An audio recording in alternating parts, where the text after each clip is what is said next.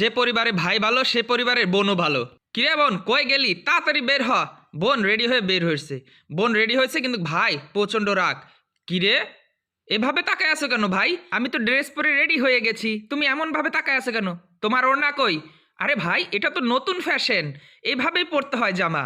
যাও ভেতরে যাও, আগে ওড়না পরে আসো তাড়াতাড়ি বলছি। আরে ভাই প্লিজ, এটা এভাবে ফ্যাশন, এটা একটা নতুন ফ্যাশন। আচ্ছা ঠিক আছে আমি পরে আসছি। তখন বোন ভেতরে গেল, তখন ওড়না মাথায় দিয়ে আসলো। এবার ঠিক আছে? হ্যাঁ বলো এবার ঠিক আছে তো, না হয় নাই সেটা বলো। না বোন ঠিক আছে এবার।